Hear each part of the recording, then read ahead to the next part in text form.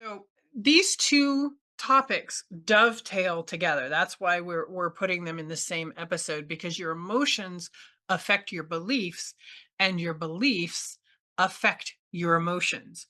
So I'm going to get a little technical here and talk about brainwaves because that's going to set up how our subconscious works. So right now we're in beta. So hopefully you're actively listening and you're engaged in what we're saying and we're awake, we're alert and your brain waves are moving at a certain pace and then you go into alpha, which is that relaxed state, which is you're not quite asleep, you're not awake yet. It's just that relaxed, oh, this is nice and you're breathing easy.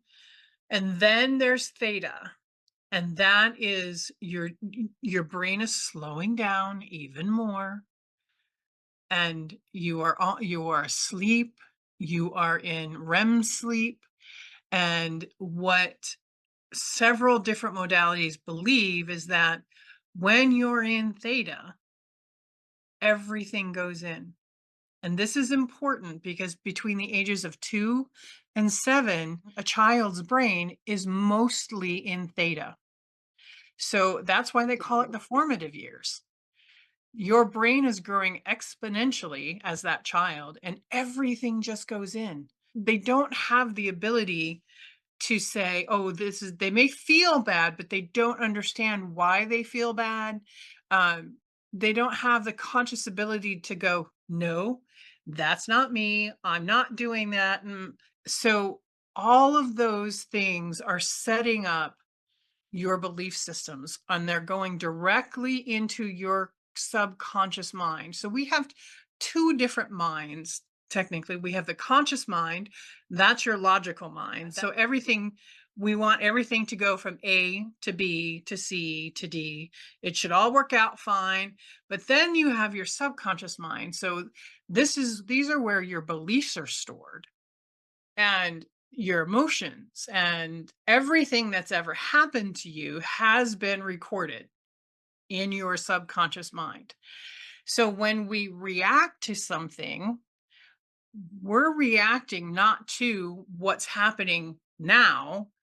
We're reacting based on whatever happened generally between the ages of 2 and 7. And I wish I could remember who said this, but this person said, your financial situation, all your financial decisions are being made by that 5-year old because that's when your beliefs were created because you were in a constant theta state. For me, it was never enough. At that time, I had 6 brothers and sisters, and then another one came later, and my mom was a single mom. So I remember her sitting at the table crying, trying to figure out who was going to get what, how the bills were going to get paid, how things were going to get distributed. So, what did that create in me? There was never enough. So, that belief system followed me for most of my life. It no longer does because I've used the techniques that we're going to show you later and other techniques that Susan and I do to help you shift that belief.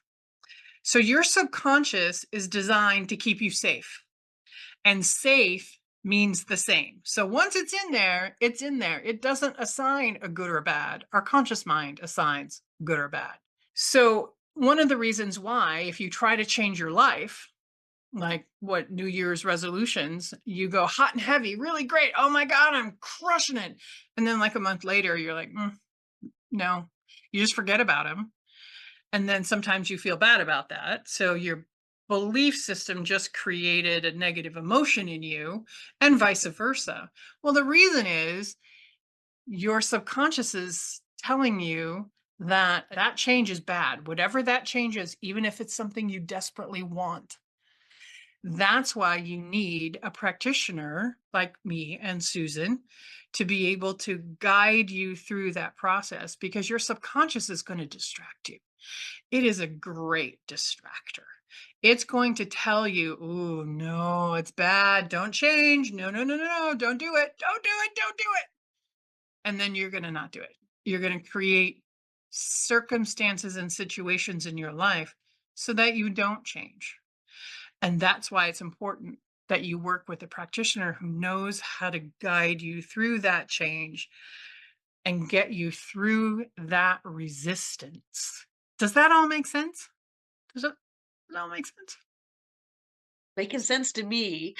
Okay. And, and I'll just share a couple more things because this again is a new concept to think about Mhm. for a lot of For a people. lot of people. That there's things that are stored consciously, unconsciously, what that means.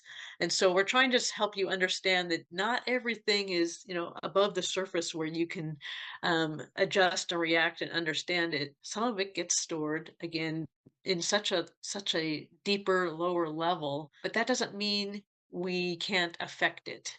Mhm. Just being aware of that, this discussion that we're having right here just gives you more knowledge and support to be able to address those Yep. different things that are going on in our life. And the subconscious, which seems like it has, our experiences flow through that part first, Exactly. before you can get to even what was consciously going on. And so life gets navigated from a whole different level that we may not understand. And Mhm. so our help here for you is just to let you get a little understanding that there's more than meets the eye sometimes. And Yep. the energy of these emotions, the energy of these beliefs can be looked at to see, Mhm. oh, life can flow more easily, more in the direction that supports you, just by looking at some of those things. Yeah, I wanted to add how all that affects how a belief system that was created when you were a child affects now. So I have a client who now is going gangbusters, but when she was a little girl, the teacher asked, I think she was like 6, asked a question of the class, and she knew the answer, so she raised her hand and she's like, "Oh my god!" And the teacher made fun of her for whatever reason. The teacher made fun of her. So what that did was it closed her down. And she's like, "Jen, I want to be able to speak my message. I want to be able to raise my hand." And that's what she kept saying. "I want to be able to raise my hand and say, 'Yes, I am here. I can help you. I have this wonderful message that I want to give out to the world.'" But every single time she came close to it, she would shut down and wouldn't do it. Because that teacher making fun of her when she was 6, between the ages of 2 and 7, not only created the energy of the emotion of, "Ooh, that but also created a belief that every single time I try to raise my hand, I try to speak out, I'm gonna get shut down or I'm gonna get made fun of." So It's that amazing yeah. how those things from school. I mean, yes, God, 75, 80% of the people that I'm working with that are not moving forward in the way that they want to move forward has Mhm. something to do with when they tried to do something when they were younger. At school is such a huge one that they felt embarrassed, they felt not listened to, they felt not encouraged in what Yep. they were doing. And sadly, it's happened so often.